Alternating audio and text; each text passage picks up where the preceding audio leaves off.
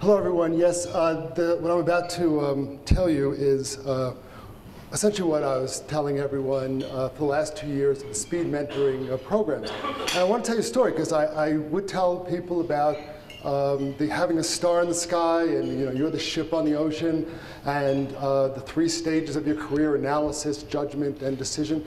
And someone came up to me, one of the people who I mentored, and he says to me, he starts repeating these things to me about analysis, judgment, decision. He repeats back the 3 books that I'm about to tell you about that I recommend you read. And he said he read them, and he starts talking about all these great things, and I'm getting excited. And then he says, "And you son of a bitch, now I'm unemployed." And then he pulls out a bat, and then I start running down the street, and he's yelling at me, and then I'm thinking the whole time, hey, that's great that he really listened to me, and he really picked up on everything that I said. It was really great. So what I'm going to tell you today are the things that I actually tell my daughters. I have 2 daughters. You're roughly the same age. And the 2 things is that, well, the main thing is that if you're going to borrow my car, can you please bring it back clean, and tell all your friends to get the beer bottles out of the back. All right, here's the thing you need to know. The thing you need to know, and maybe this is the only thing that you should remember, is that you should have a star in the sky. And the star is what you want to be, whatever that may be. And you are the ship. You're the ship on the ocean. The reason why I like that analogy is because ships get buffeted about. There can be a storm, there can be calm seas, you can have great winds, but whatever, you're the ship, and that is what is going to either keep you, you're going to stay on course, or you're going to get buffeted about. There are some good things that may buffet you about. There are some bad things, but you're going to keep on following that course. Now here's the hard part of that. Sure, you can come up with what you want, but my recommendation is you start telling people. You start telling people what you want to be and what you're interested in doing. Because what you're doing is you're testing your theories and your ideas. And if you can do that, what you'll find as you're doing that is that you will start shaping your ideas, fine-tuning your ideas on what you want to be and what you want to do. And in that process, you will get closer to what your goal is. The other thing is pretty straightforward point. And by the way, a lot of these things are obvious, I think, but it's nice to hear them again and again and hear them in a methodical type way, is that try to get a job in that particular industry that you're interested in. Obviously, you guys are here. My guess is most of you are involved in space, in aerospace in some way, and that's great. But keep on, as you fine-tune what you want, keep on getting jobs in those areas. And take any job. You'll work your way up. If you're good, you'll keep on working your way up. All right, there are things that are going to take you off course. Some of them are good, some of them are bad, and one of them is insidious. The good things are things we know. I mean, you fall in love, you have kids, you can have your friends. There's a lot of things that can move you that you have to also pay attention to. Nothing wrong with that. That's fine. There are also some bad things, of course, that happen in life. There are deaths in the family, deaths of friends. Of course, you can get ill. But things happen, and you keep on going forward. But there's one thing that's insidious, and it's money. Do not hear me say that money is a bad thing to have or that it's bad. Just understand, as you go through your careers, how powerful it is.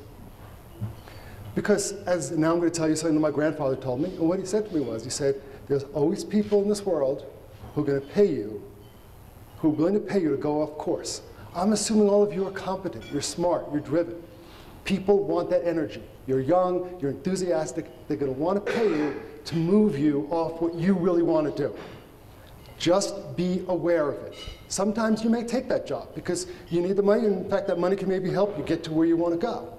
But understand it, and it's just about awareness of how powerful it can be. And from personal experience, just so you know, as I kept on going through my career, almost every job I took as I was moving forward, I either had the same pay or it was lower as I started out in the various jobs that I had. There are 3 stages of your career, and this is anyone's career. Analysis, judgment, and then decisions. Once you finish your training, you should be able to analyze. If you can't analyze, you should get your money back, or maybe you're just doing the wrong thing. You should be able to figure out, whatever your field is, you should be able to work in it and understand it. Because pretty soon your boss is going to come up to you and he's going to say to you, well, what do you think? And that's when judgment comes in. And he or she is going to say, so what should we do here? What do you think? And so you analyze it properly. You show you got the chops. You can analyze it. And then you're going to give your judgment as to what direction you should go. That is where most people stay in their careers. They have good judgment. I mean, one term of it's middle management, another, it's where a lot of people stay, and that's fine. I want you to understand, I'm not judging anything. When I'm saying it, just want you to understand how these things work, at least from my perspective. And people stay in that judgment phase where they're happy to give advice up the chain, they're good at what they do, and because they're good at what they do, they can keep their jobs. Sometimes you may have a family you want to raise, whatever. There are reasons you'd stay there. But understand that it's that phase. And then there are the people who are willing to make judgments. And those people are the ones who become the leaders, who get the highest salaries, who run things. Because making a decision is so hard. It's particularly in the beginning, particularly when you're starting your career. Because you're on the line. And by the way, mistakes count. And if you're wrong, a lot of bad things can happen. If you're right, good things can happen. And sometimes that doesn't even work out that way. But I can also tell you that the fun, and from my perspective, the thing that's the most fun, as well as the most thrilling, is to actually make those decisions, implement them, and see where you can go. So just know that analysis, judgment, decision, if you want to reach for the upper levels, you've got to learn not only how to make decisions, but be ready to accept the consequences of your decisions. To consider reading, I assure you, if I've read them, they're not that hard to read. They are, one is called The Effective Executive by Peter Drucker. This is probably, this is what started the revolution in modern management theory. Called The Effective Executive, and I'll tell you, I'm going to tell you like one line synopsis of each of these, which are the point I want you to take away from this. On that one, it's an effective executive learns how to absorb opinions and then make a decision. And this sort of tracks the analysis, judgment, decision point. And that is that, your company better get to the right facts. If the facts aren't relatively consistent and everyone's knowledge isn't relatively the same, then there's something wrong going on. But let's assume that the facts are right. It's really the opinions that are coming up to this person who the person has to make a decision on. It's encouraging those opinions and then being able to process those opinions. That is also what makes the great leaders. Great book, Effective Executive. Then there's another book, The 1 Minute Manager by Ken Blanchard. And there's a great, I think this is actually verbatim, it's that the quickest way to treat people unfairly is to treat them equally. The quickest way to treat people unfairly is to treat them equally. And what that means is that businesses sometimes get lazy. And what they do is they say, well, if you're at this level, you've got to get this kind of pay and all that. And they're not looking at each individual and seeing what motivates each individual. Instead, they're just falling back on, well, we have to treat all these people at that level the same way and all that. Avoid that. The other thing, the corollary to also avoid, is a boss who says that they have a management style. If you're being interviewed and then the person tells you, well, my management style is to delegate, whatever his management style. If his management style is not that I treat each person as an individual, consider not taking that job. Obviously, there are other reasons why you may want to take it and you may want to put up with it, but know that that person is not going to be a good manager because you don't manage people the same way. And people just get lazy and companies get lazy and they do that. Be aware of that. The third book, Swim with the Sharks. Well, this part is subversive.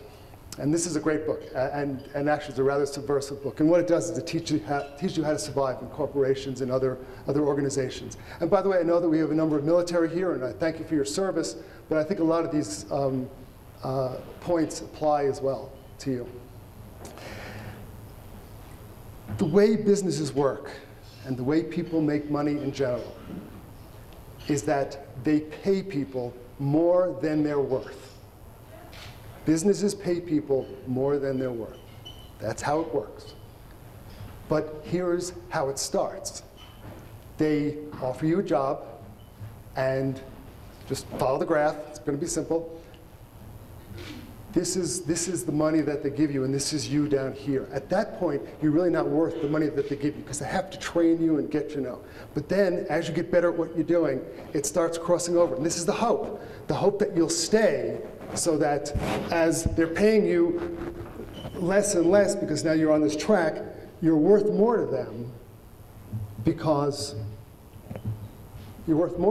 now you've been trained, and now you know it, and then they can keep on paying you that. Now, of course, you get raises and all that, but just be aware that the goal of a business is to pay you less than you're worth. If you feel that way, you may want to stay. This gets to the whole issue of there are other reasons why you'd stay in a business.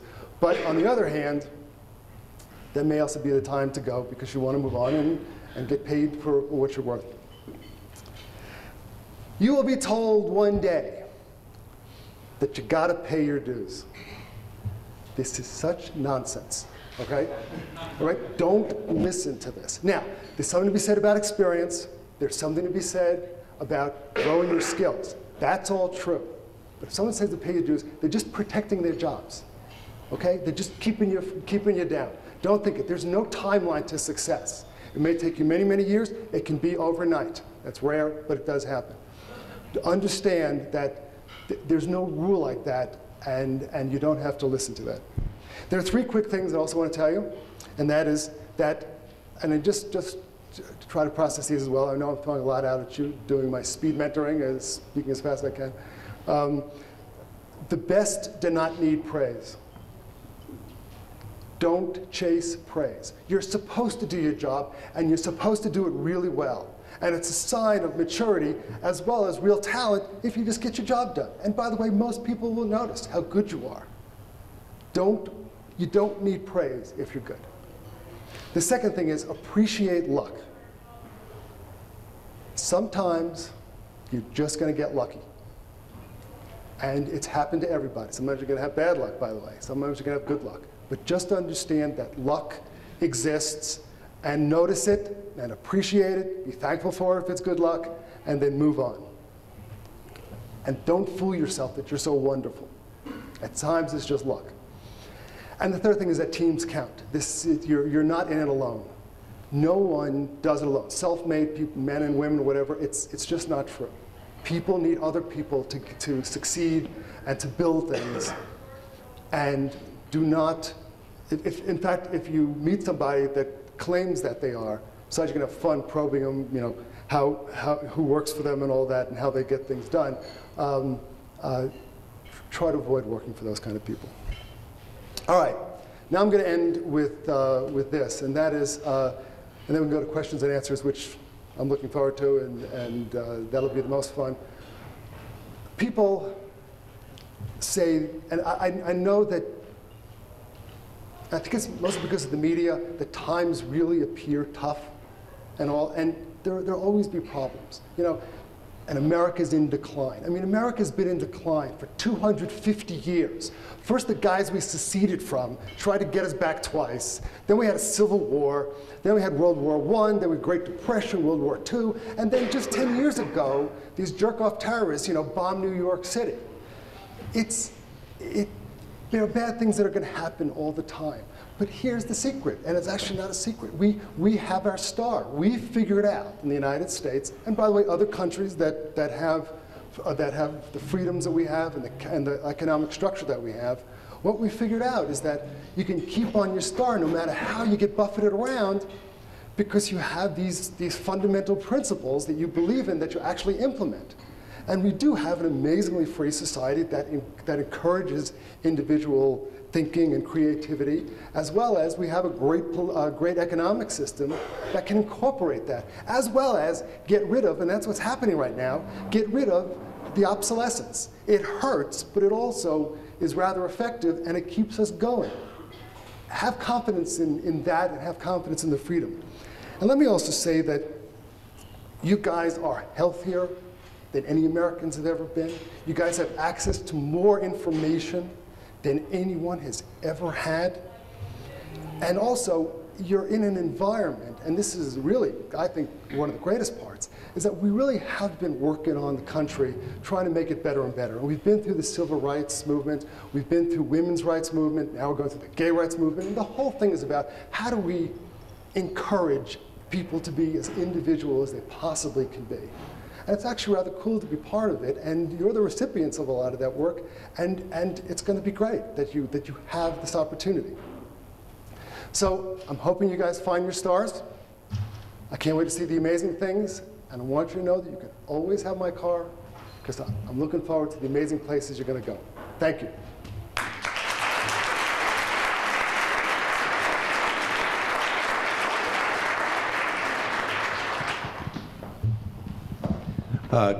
Try to keep the best people of our fickle generation, if you will. Well, look, I mean, my generation, people said we smoke too much dope and we're going to get nothing done. So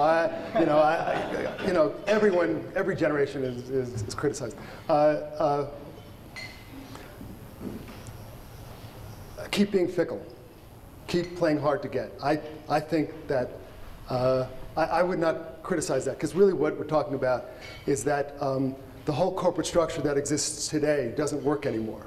And what we really need to figure out is how we can encourage more freedom.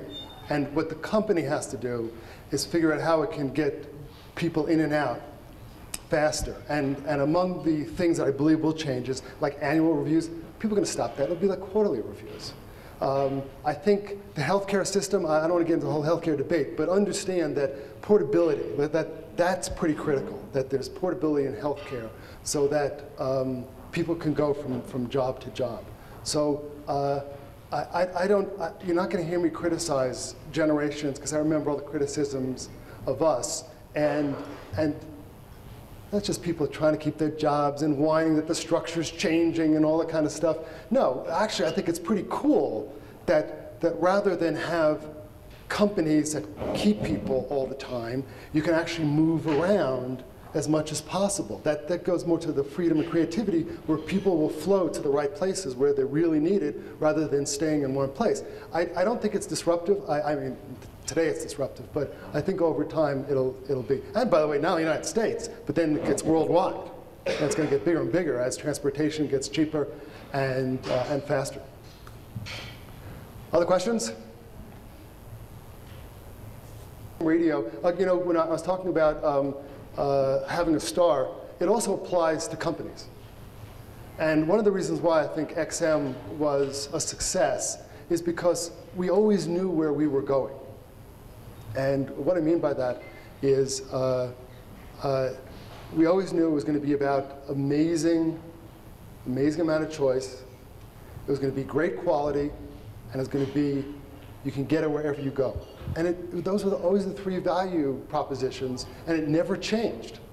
And as a result of that, I think that's one of the reasons why we did stay on course. And there were plenty of near-death experiences, and there were plenty of times that we ran out of money, that, oh, by the way, there was a terrorist attack. Just so I could tell you a story about XM and about getting buffeted about it. I forget the amount, something like $30 million. We had rock stars and music stars all over the country. I don't know if you guys remember, we used to be in theaters. We had the XM, all the instruments coming out of the sky, and some really amazing advertising. We spent millions and millions of dollars on this. And guess the day that we were going to have our national launch with all the biggest music stars you can remember, which were going to be all over the country. September 12th, 2001. We lost all that money. We had to, by the way, drive back all those people with limousines from across the country. And we look at ourselves like we don't have the money to launch anymore. This is crazy. What are we going to do? And, well, didn't take us long to say, that son of a bitch, not stopping us. And then we did a little soft launch. We launched in San Diego and Dallas. We analyzed that those are the two markets that would adopt us the most quickly. And then we And we started rolling. We did our, we called it our rolling launch. And then we kept on rolling through the country. And then we actually accelerated and became the fastest growing audio product ever at the time, including iPods weren't around yet. And in fact, their pickup was slower, but they obviously eventually overshadowed it.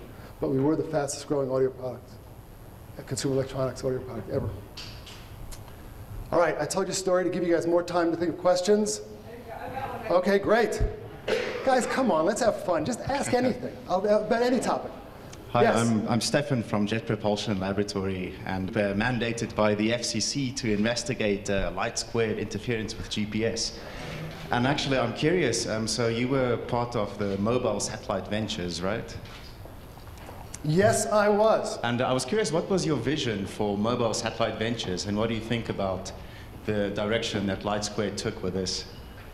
That's a great question, and thank you. And I actually appreciate that you knew that I was from there. Just for background, and this is going to get real controversial real fast. Besides XM Radio, the other companies that I was an executive in and helping to get going was Mobile Satellite Ventures and TerreStar Networks. In fact, it was American Mobile Satellite that was the parent company of XM Radio, Mobile Satellite Ventures, and TerreStar Networks. TerreStar Networks, for those of you who are spectrum freaks, that's in the 2 gigahertz band, and then Mobile Satellite Ventures was in the L band. Mobile Satellite Ventures turned into SkyTerra Networks, and then eventually became Light Squared. Is everyone aware about the Light Squared issue? I'll remind you that Light Squared is the company that, because of the way they were going to operate, they were going to cause interference to GPS systems in the band. And as a result of what was discovered as to be a problem, the government, after allowing them and giving them authority to spend like $3 billion, they said, sorry, you can't go forward anymore. And that's because you're going to cause interference to GPS. Well, without judging anybody, maybe. We'll see how I end up here. Mobile Satellite Ventures, in the days that I was there and I was responsible for certain things, we went to the GPS community and we said to them, whatever you want, we will give you. Whatever you want, whatever protections you want, we'll absolutely give this to you. And they had everything they wanted. They give us the list. We met every spec that they said. We gave them everything they want because we want to go forward to create what was sort of an ancillary to XM Radio. You see, XM Radio, the reason it was successful, it had satellites and terrestrial repeaters. So that was just one way. What we came up with Mobile Satellite Ventures was, how about if it was a two-way system? There was a satellite on top, terrestrial repeaters throughout the city, but they went two-way. And as a result, it caused interference, or could cause interference to GPS. So everyone's happy in the early 2000, 2002, whatever it was. Everyone's rolling along, but now Light Squared now is building out the system, and GPS community is going, holy smokes, they're going to cause interference to us. But how did they get this far? Well, actually, we said they could, but it ended up where, long story short, GPS was just too big to fail. And so again, I'm really trying to present this in a fair way. It just was too big to fail. So the government says, sorry, you lose Light Squared. We got to shut you down, pretty much, or you can't do what we gave you authority to do. So they took it back. I think what's going to happen is, and I hope in fairness to Light Squared, and by the way, I have no vested interest in it, to be clear. I've cashed out. I'm done with it. I think in fairness to them, I'm hoping that what they'll do is the government will see that it really was their mistake, take responsibility for it, and give them some other access to spectrum some other place. Did you hear me say the government's going to take responsibility for their mistake? All right. That's what I'm hoping is going to happen. Actually, that's probably the most controversial part of what I said. Other questions?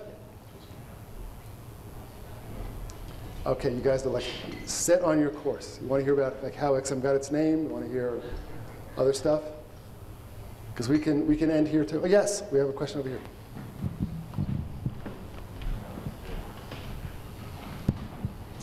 Hi, Ariane Cornell. Just a question, I guess, there are quite a few people in the room here who are not Americans, who are coming from, let's say, developing space countries. If their star is to be in the space sector, and they're faced with so many challenges, there isn't necessarily a space agency in their country, at what point do you maybe, do you keep going, reaching for that stars, even though there's a cloud over it? Or do you switch stars? Or what's your recommendation when you're faced with that sort of challenge, where the environment just simply is not enabling you to achieve what you want to achieve? Well, that's a great question. Well, first, and I'll get to it, but let me wander a bit. And that is that you have your star. Sometimes you're going to switch your stars. That's okay. I hope I didn't imply that you should have a star and stick to it. You're going to put it out there, you're going to talk to people about it, and then if you need to switch, that's fine. Also, sometimes we wander, and that's a good thing as long as you're aware that you're wandering, and you're also looking for another star to start going toward. With regard to other people in other countries, first off, I think that most countries take as a matter of pride to have a space program. And I think that although well, let's assume that the country doesn't have the kind of wealth that the United States does, or like China does at this point now, to have the envision of their own space program. I think that there are ways to be part of a space program where you can help guide your country to do that. So I would look at that first. But if you still want to be in the space business and your country does not have an interest in it, and they clearly don't want you or people like you to be part of a space endeavor, or a related space endeavor, then I think that you have to look elsewhere. And the good news is that if you're bright and you're capable, you can go to other places, and other nations will accept you. I recommend you go to the countries that are the freest, with the best capitalist systems that you can find. But I think that I would recommend that you have to move on. But first things first, I would see if your country was interested in a space program, because it is a matter of pride when these various countries send people up into space, and although they don't necessarily have a big program, they're a related program. Maybe they want to put up a satellite system. There are opportunities, even in a smaller, less, a country that has less resources, particularly financial resources, than in America. Question over there? Okay, well, first thing is I am Sky7 Ventures. What it does is it invests and also helps manage high-tech companies and high-tech media companies. So a few things. One, I think that the future is personal entertainment. I am an investor in something called Slacker Radio, which is like Pandora. I think it's better. You may want to check it out, slacker.com. Thank you very much for giving me a chance to. Thank you. I'd like to see that. But there's an example of the Pandora's just done fantastic marketing. I think that is the wave of the future. And I'm at my door. I'm going to wander a bit, but I'll tell you some more in a second. On my door at XM, I used to have a sign. It was a Marshall McLuhan quote that said, if it's invented, it's obsolete.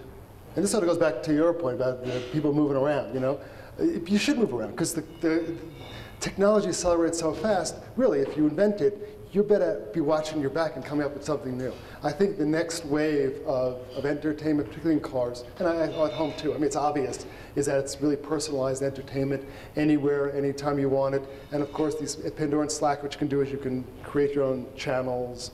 And then once you do, it starts morphing to your tastes. So I think those kind of entertainment models are the present as well as the future. I'm also involved in a cybersecurity company called Blue Ridge Networks. Again, thank you very much that I could plug this, so you can go check it out. I think cybersecurity is a hot topic. It's all over the place. I mean, you can't even define it at some days, but I think that's an exciting opportunity. The other thing I'm involved in is some commercial space efforts. In particular, the Liberty Rocket is something that I'm very excited about. That's the ATK, actually it's a great international collaboration between ATK and Ashgamedes and SNECMA in Europe, and I think it promises to be a wonderful, true collaboration between Europe and the United States in space, and like, let's get those, you know, we need the governments to say it's okay, but you know, after that, it'll be a great bridge between the two continents to build a great space vehicle. So those are the three things I'm involved in, as well as helping my daughters go forward in their own lives. Yes? Sorry. So you mentioned 3 opportunities. I only going to wait a second. I won't be able to hear you in the back. You mentioned 3 opportunities. What would you say would be 3 or 4 great challenges for us? Great challenges for your generation? Country, generation. Country, generation. All right. Our good question. The challenges. Actually, I do think one of the challenges, I alluded to it before, is the whole healthcare system. Let's put aside the current type.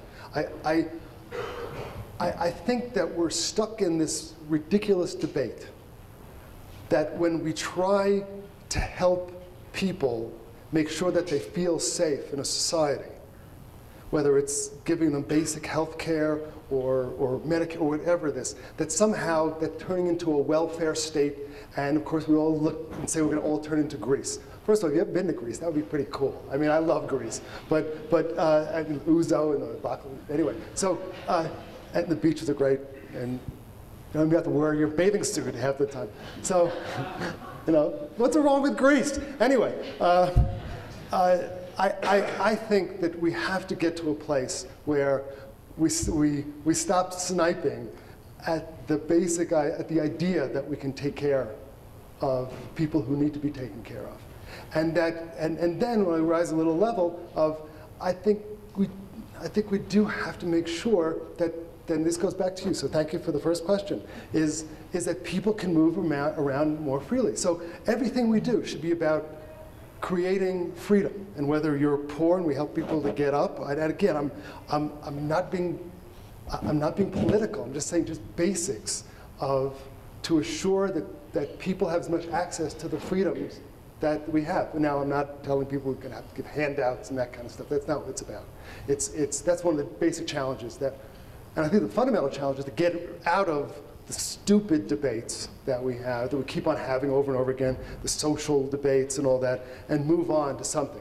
Let me tell you, I don't think it's going to happen soon, but I think you guys are not going to be discussing the same stuff. I think you guys are the ones who are going to be moving on to it. So that's one challenge. The second challenge is that I think that when it comes to money and finance and all that, I think we have to become more transparent. We have to understand how money flows better, and banks and the like have to be just more transparent. I think they should be allowed to do what they want, but we have to be able to track it more, and that's uncomfortable. And maybe the third thing is, and this is related to money and politics and all that, the whole notion that you can put money into PACs and all that, I know this is going to be a little hard to believe, but actually I think that's fine. It's all about freedom. And I think that a lot of people complain about the United Citizens decision. Citizen United. I understand where they're coming from and the dangers there, but on the other hand, it was about freedom, and it was about, well, people should be able to do what they want when it comes to putting money where their beliefs are. I get that, but that's another challenge of it's got to become more transparent. We have to know who's doing that. We have to come up with a system that can match that political structure. That's all about politics. I think that a challenge we're going to have is to, worldwide, as the world gets flatter and flatter, as they say, I think we have to allow more movement of people. I think that if I had my way, everyone who got a PhD in the United States, you'd stamp a visa on, and in another year you can become a citizen of the United States. I don't know why we keep people out. We're built, and now it's the US point, we're built on having all different types of immigrants come in to our society, and that just makes us stronger because our fundamental belief is that all these individual ideas and all will make us stronger. So I think those are the challenges. I don't think, by the way, I think there are solutions there. And you know, everyone says we're so polarized and everything like that. You know, it'll pass, and things. Sometimes it's good that government's not doing anything. So we all can do what we need to do as businesses. I hope I've answered your question. I hope that was to some answers and some challenges. Other questions? I'm trying to be as controversial as I can so I can have someone like fight me or challenge me. I'll ask a question. Go ahead. Just building on the ones you just answered, I'd be curious your same, kind of the same answer, but specifically for the space industry. So what do you think, in your opinion, are the most exciting things coming in kind of the next generation? As far as, you know, what would the star be now that you would reach for if you were for us? space? For space, and yeah, and what challenges?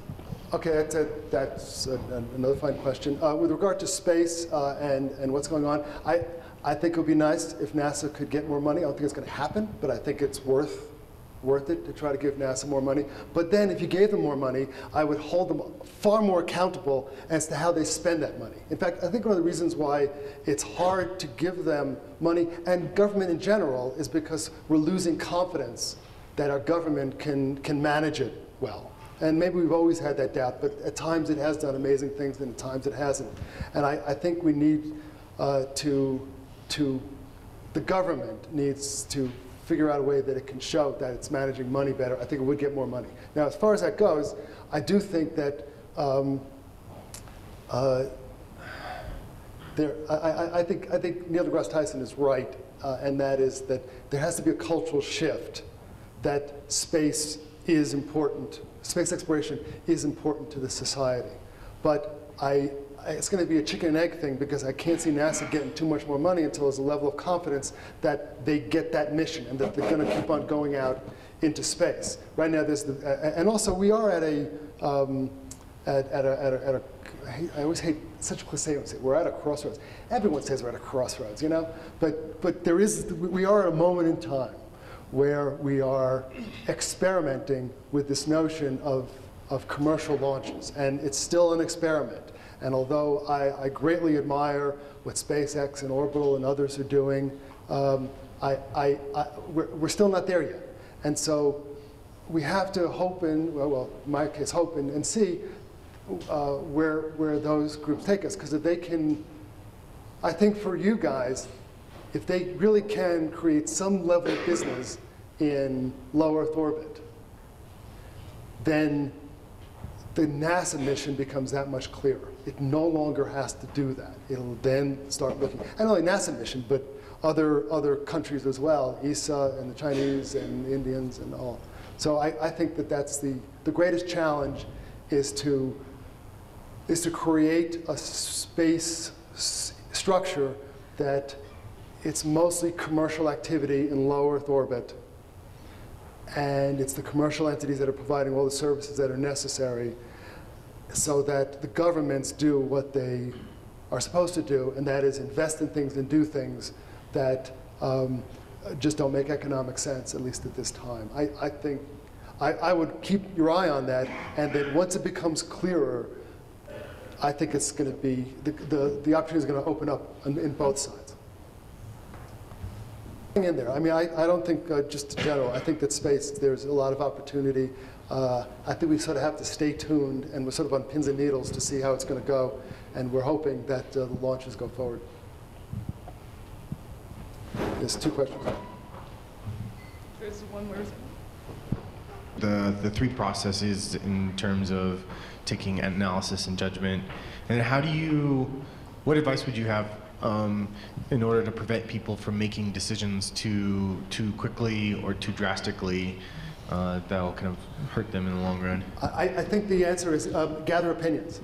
Let me tell you that the best way what you should do is you should gather as many opinions as you possibly can. And when you start getting the opinions that are redundant, then you know you've collected enough information, and then it's time to make a decision.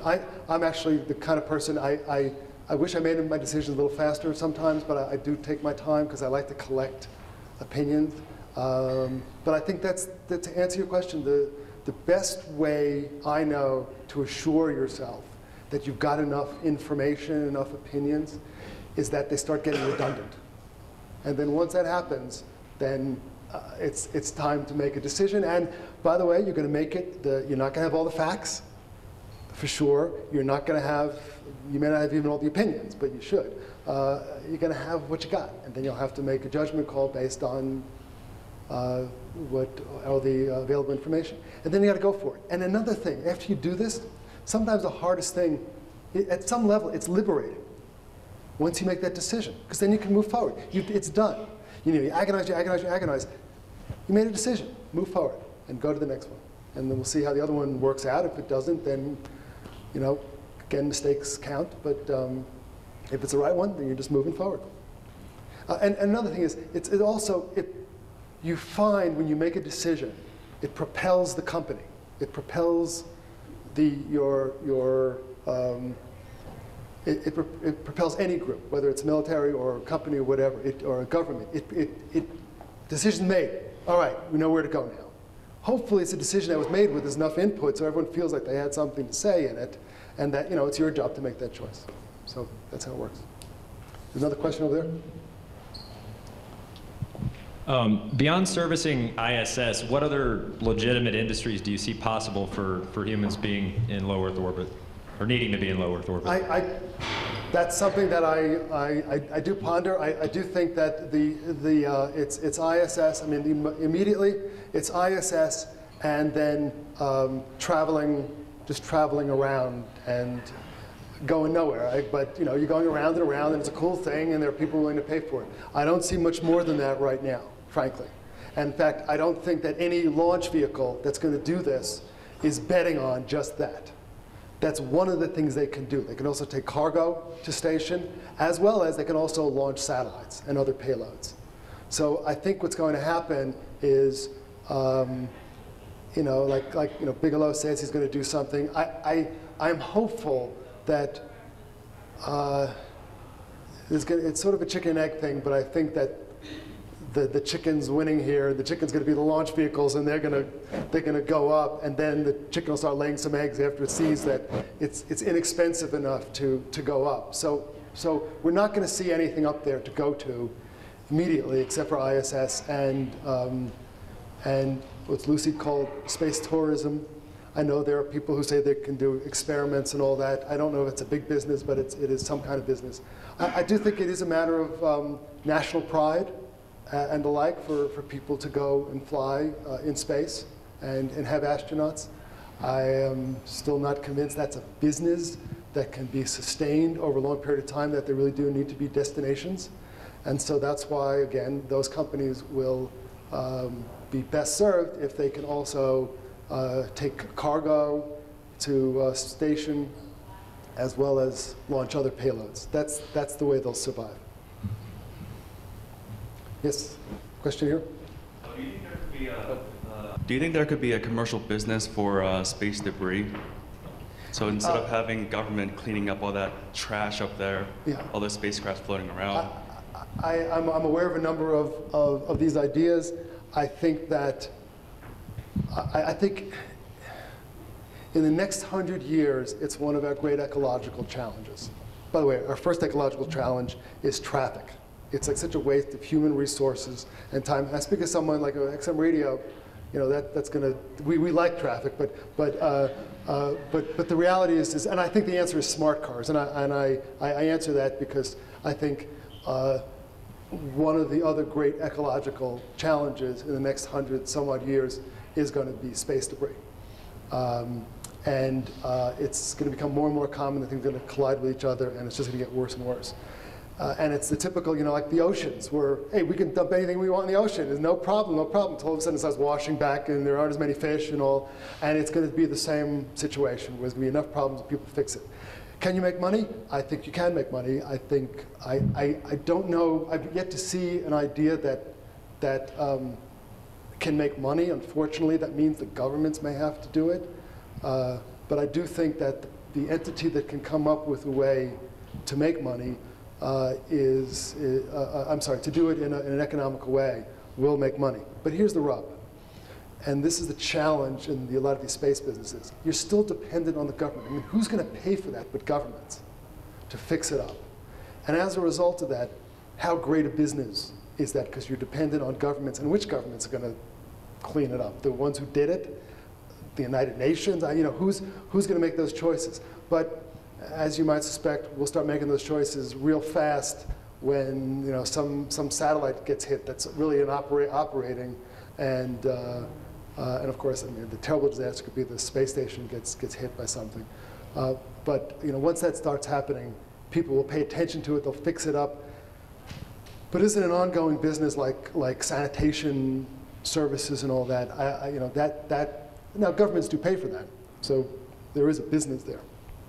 But it's going to happen. I mean, we are going to fix that one way or another, or we're going to stay on Earth, but that ain't happening. So we'll have to fix it.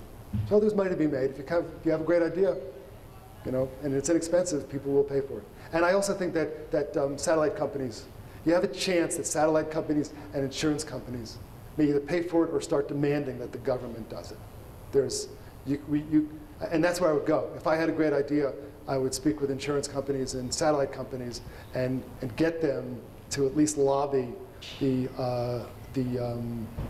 governments, the wealthy governments, and get going on trying to fix it. So there is great opportunity, and the sooner we do it, the better. One of those things where, you know, we're not going to worry about it too much until there are no more fish in the ocean, kind of a thing. So, question back there, and then one over there. Tell me where I'm wrong. You know, I look at what SpaceX has done, and they've garnered a whole bunch of launches, but they haven't really generated new market. They've just taken market share. And then I see, you know, Liberty on the horizon, and you just said that you don't see a real viable space-based LEO for humans.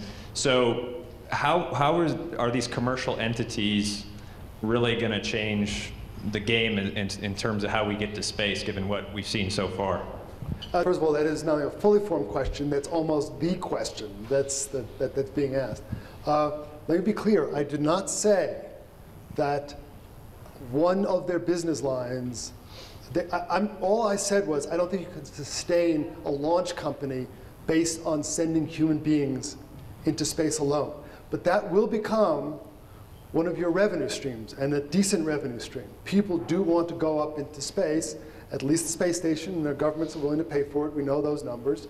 And then we'll see what the market bears as far as people who just want to go around. So I do think that people will be taken into space, and those companies will make money. The way those companies will survive, there'll be another line item, still, frankly, space station related, which will be cargo to station. And then the third line will be all the payloads that they can launch.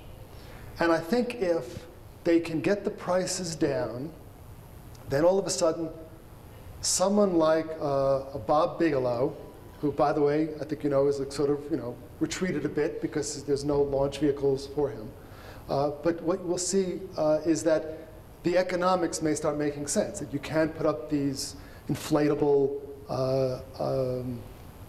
mini space stations in space, and then people can go visit them. And I think actually one of the exciting opportunities is that you can actually do manufacturing in space. There's a lot of this, you know, we can do experiments in space. I'm not quite sure that's a big business, that it's something. But experiments are one thing, it's just a grant money and all that. But manufacturing is actually, would be cool. And there's some really cool metallurgy opportunities in zero gravity. You can make better drugs because you can actually make them more pure, apparently, well, for sure, in zero gravity. So I did not say that there's not a business model that works. All I said is that I know, well, I don't know, but my opinion is that you cannot sustain a launch company just by taking people into space. So am I clear? I mean, because I want to make sure I'm answering your question. Question answered? No, don't do that. Then ask it again. Come back at me. I want to know what you're thinking. Don't be. Are you guys being polite? Will you stop it? Well, so that's not fun. Let me ask the question a different way, because SpaceX is claiming they're selling $50–60 million launches. Right. Where do you think the price point really is to where you really enable new types of customers to be able to launch? You know, okay, that's a different question, and I don't know. I don't know. I will see what the market bears. Right now, you need the government to help fund this, We know what the government prices are. We know what Soyuz costs. But we'll see where it goes. And also the cool thing is if you have more than one company, they're going to compete. That'd be like even way cool. They start competing on price and all, and we'll see then we'll really see where the market is. I don't know where, and I do hope. I wish SpaceX the best of luck, and I also wish it to have competition. And I think that'll spur on greater opportunities. It's a question that I do not know the answer. I mean, I know business plans. I'm aware of them. They're proprietary, but even those are just speculative right now.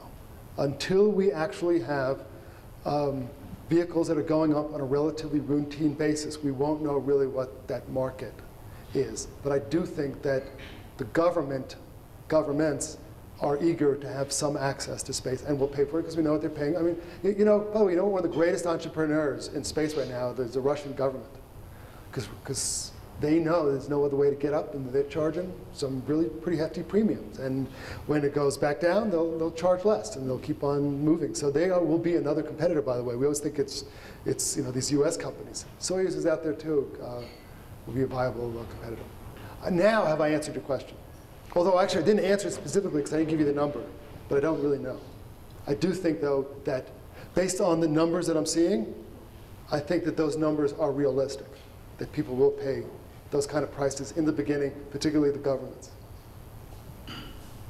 No, I don't, you're being too nice.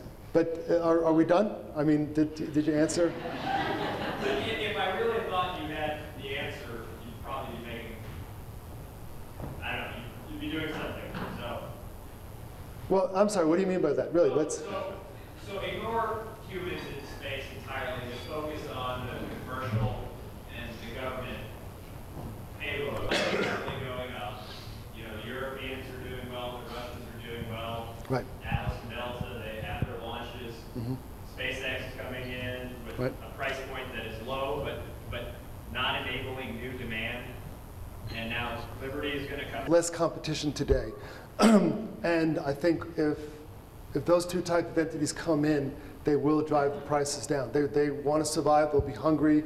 There will be more payloads because then it's just cheaper access to space. So I think that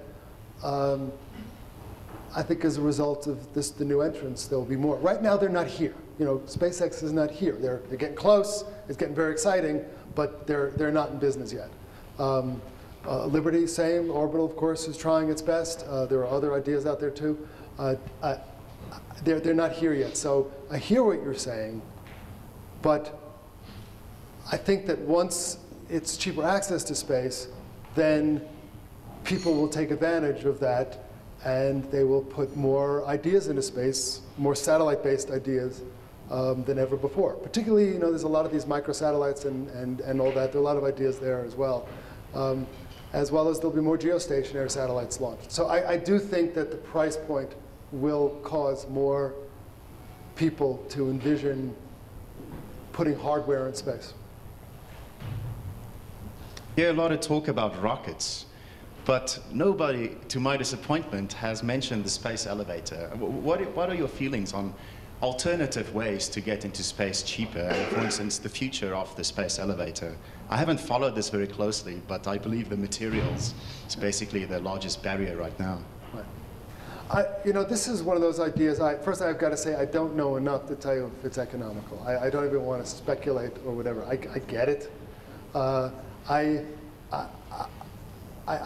And because I don't know anyone chasing it with money, which is what I would tend to pay attention to, I wonder about it. I'm not saying it's not going to happen. I imagine it's a matter of materials, maintenance.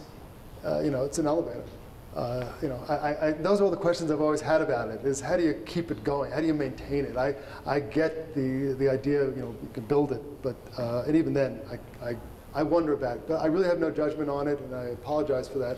But I can say that I'm not aware of any money that's chasing that idea right now. Seriously.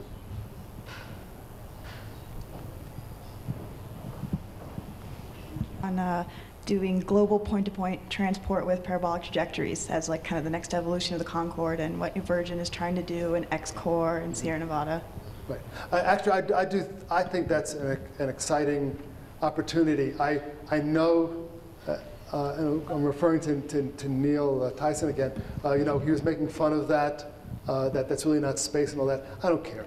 If you can go faster from one place to another, I think that's really the future. And by the way, if you get a great view, you know, I mean, that's how I would sell it. I wouldn't sell it, it's space, or maybe I would. Actually, I wouldn't judge it too hard. You know, it's possible that makes sense. But I think that that's an exciting future, and that's coming, where you can go so much faster.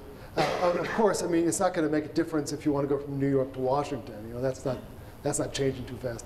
But if you're going to go New York to Tokyo, and that goes to the gentleman's question before, you know, people be able to move back and forth, that's going to enable that, where there's going to be even far more international commerce and all the various bridges that, all the various barriers that we've built between each other are going to start dropping, because people can get to places faster and faster.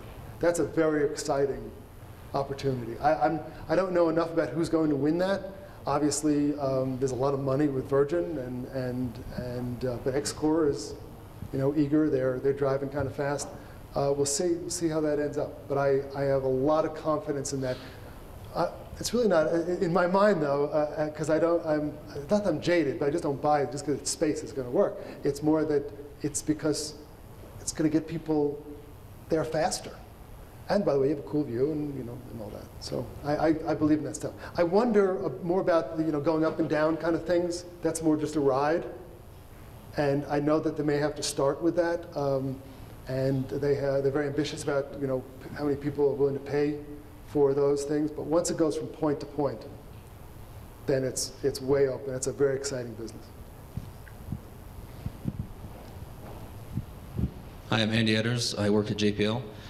So I want to build a little bit on kind of, I guess, the last three questions kind of, in my mind, pose one single one. A little bit of NASA's role compared to what the industry does on its own without NASA. And what do you think is the stability going forward for corporate America controlling its own future in low Earth orbit? In my mind, I don't see NASA needing to work in low Earth orbit anymore. And it's about time that we gave it away completely to the industry. Do you think the industry is stable enough to maintain that? That's kind of the question for, is SpaceX have a future there? Do we have a route there? Can we use that as transportation? Well, you know, I've talked about stars and dreams and being the ship. I think that is one of the goals, one of the stars that we have, is to free NASA from low Earth orbit.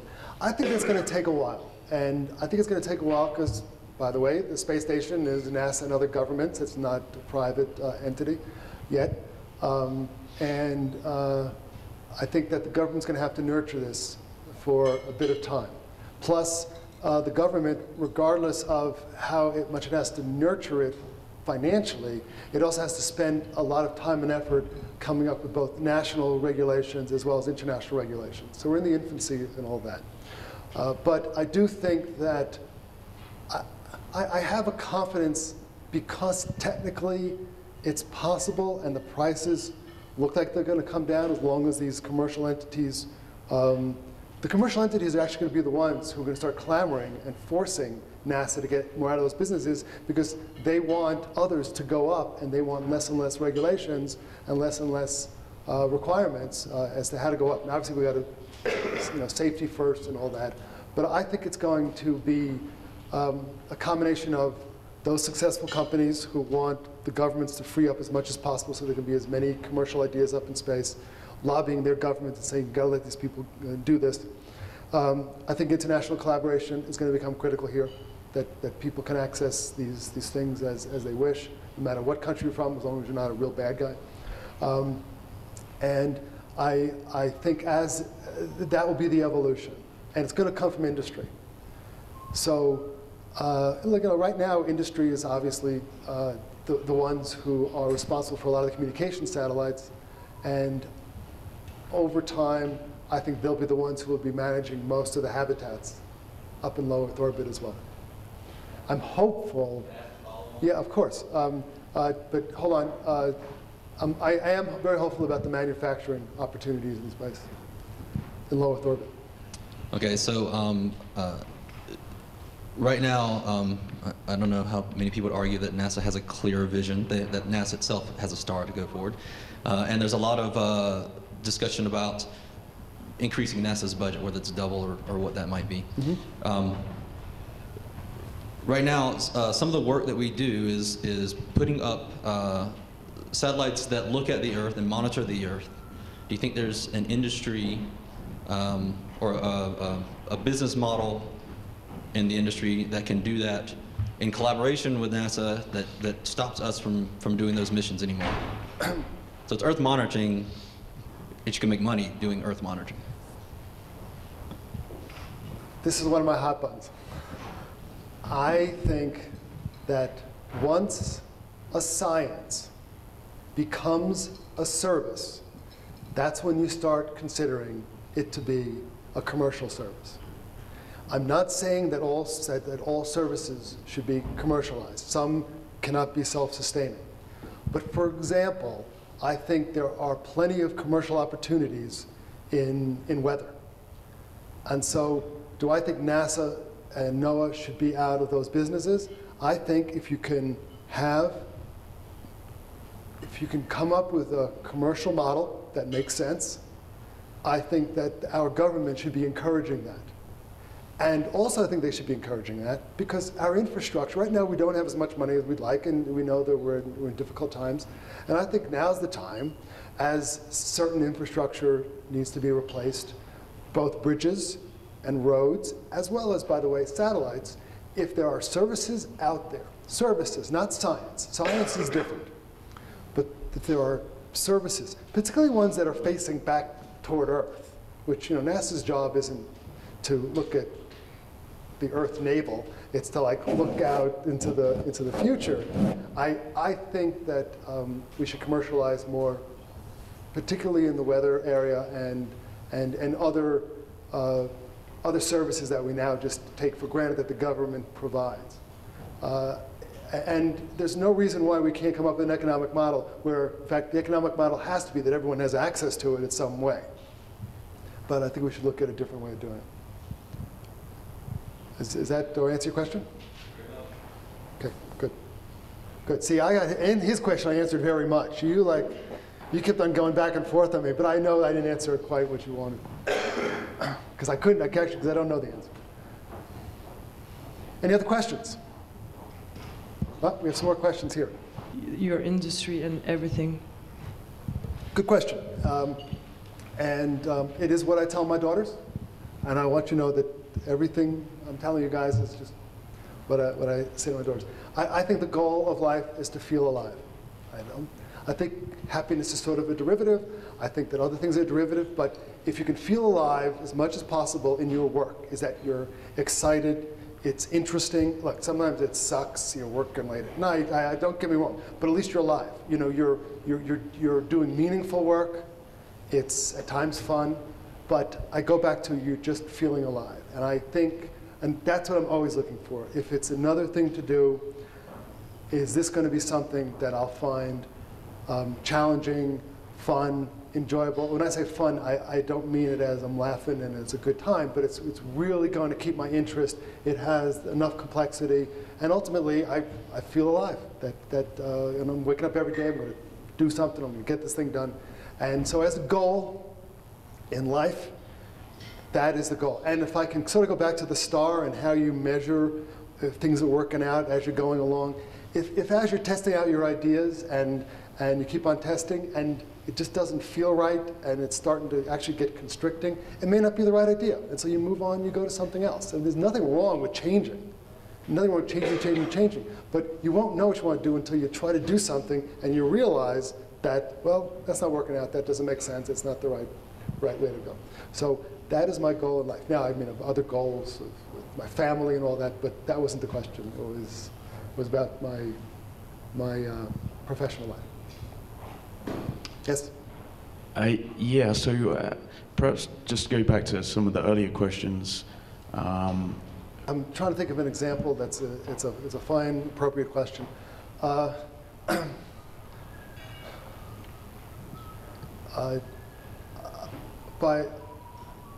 You see, it's more on the corporate level that I'm thinking, where we actually, analyze something and then we made a judgment. Not as much personally, because I was always the one trying to go as fast as I could and become the one who made the decisions. And I always wanted to be the one. Give me the job, give me the ball, and let me do it. But I made mistakes along the way, and then I had to reassess. The good news is that nothing was ever fatal. However, in the corporate world, and this is where I'm going to give you an example. I told you about the mobile satellite business that we were in. We analyzed it, thought it was the right business. We decided to go for it, and then we made a decision that, okay, who's going to raise the money and all that. And what that business was it was a mobile satellite business, much like Iridium, but even with bigger phones. We were the first ones. And we went for it. And actually, the whole industry did this. And there is an example of, I think we sort of knew that we were going down the wrong path. Yet there was so much money in it that people just didn't want to change, and they were unable to change. And I think that was a huge problem, and ultimately a huge mistake, where actually the decisions were wrong. People should not have done it. There was really no business when it came to those mobile satellite companies that only provided mobile satellite services. I believe 100% in these light squared mode MSV, where you have a phone that's both satellite and terrestrial based. But it took those mistakes. So at some level, and this is what's, now I'm taking advantage of your question and turning a negative into a positive here, but I really believe this. I think what's great about our society is that we can actually have companies spend billions of dollars and go bankrupt, and then borrow that idea and then keep on moving on, rather than a more rigid government structure where, all right, we've got to keep on going down this path, and no one wants to tell the boss that it's, by the way, we're going down the wrong path. You find out pretty quickly when you try to sell something and no one's buying. And I think that's actually an exciting part of it. You don't want to be in those companies where it happens, I can tell you that. And I've been in those companies where things have just gone totally south and very quickly, and all your work didn't pay. However, out of those ashes actually came XM Radio, where we said, we have to have the repeaters in the cities, otherwise who's going to buy a satellite service? And then came the two-way, which has not been implemented yet to success, but they have their challenges, but I do think that they're coming. But there will be a phone one day that'll be as ubiquitous as an XM Radio. I mean, we have cellular coverage for the most part where we need it, but I'm talking about in wherever you go, I think we're going to see coverage, satellite terrestrial-based systems. So I hope I've answered your question with an example. Other questions? Hi, this is it's going to be exciting. I applaud what Google and Peter Diamandis have done in the past. It's what they've done is they have encouraged people to take chances by offering prizes, even though, by the way, those prizes don't necessarily recoup the costs. So if this new venture is an announcement of people putting money into something that is a commercial effort, that's one thing. Or if what they're going to announce is yet another, when I say yet, I'm not knocking it, it's a wonderful idea, that if it's another prize, then that takes on a different complexion. I don't think that prizes necessarily lead to commercialization. I think they lead to people chasing prizes and doing amazing things and getting rewarded for it by achieving those things. But we'll see what it is. To answer your specific question, I do not have any insight into what it is. Hines from the Tory Group. Today we've talked about orbital debris removal, space elevators, point-to-point transportation. What's the kind of futuristic space-related technology or service you would be most interested in investing in the future? Most interested? Well, one of the ones is if we start commercializing weather and all the services that the government provides. I've actually looked at that stuff, and I am excited about it. I think the government doesn't want to let go just yet, and that's another thing with our government. It's hard for them to let go. They are just another organization. Any government is just another organization. It's hard for them to let go of what they do. They love to do what they're doing, and they want to keep it. And that is among the challenges. So I am excited about that. I am excited. I am not involved in, but I am excited about the point-to-point that we talked about. As you can tell by my body language that I'm excited about that. I am very excited about the new launch vehicles. I think SpaceX is exciting. I think Liberty is exciting. And I think they're exciting because they will drive down the price points. They're going to start chasing. It's going to become a real race. And that just excites me. That's when there's a fight going on and prices start dropping and you start creating a whole business. So those are exciting ones. I'm, of course, very excited about the science going on, but that's not really the question. But there's a lot of science as well that's exciting, and which ultimately can lead to opportunities commercially, but that's not the question. So those I think are the three things that space-based that intrigue me the most. The more that we know that everyone has their own idiosyncrasies and all that, the more tolerant we become of those, and they're like no big deal. And I do think, by the way, this is in the sexual realm. I think this is in the financial realm. I think it's in relationships. I think it's in all these different things, and all these things that are breaking down. I believe ultimately it's going to make us more connected and more tolerant of one another, because we each have those idiosyncrasies and different tastes and different ideas, and we're all going to tolerate each other a lot more. So that's the upside of privacy. I think we have to go through a transition. This also comes down to a generational thing. I think that the older generations used to more privacy and are comfortable with these ideas. They're going to fight to keep privacy, and I think that you guys will fight a lot less. And as a result, I think you're going to have a better world, because you will become that much more tolerant, because you'll have your own idiosyncrasies and tastes and all. And so, you know, it's like it really will truly become to each his own.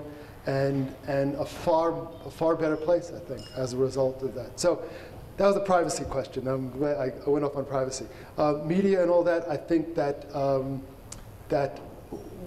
what we need to do is come up with controls. I think people should have levers on how much they want to tell a company, but in large part because they just don't want to be annoyed. I mean, there's a big annoyance factor here. You know, I don't want pop-up ads. I don't want this thing. I think they have to have control of this brand new, well, it's 20 years old now, whatever, the internet. But you know, now that it's really becoming the dominant media in every home, I think we need to figure out ways to control it.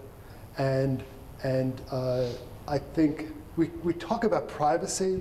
I don't think it's really privacy. I think it's more just selecting who we want to know our stuff, and by the way, what actions they can take relative to that. So I think that's where it's going. Other questions? I think I've exhausted all of you. You've tried to exhaust me, but I'm ready to go for 10 more, but that's okay. So I think we can call it quits. Thank you so much, guys. I appreciate it.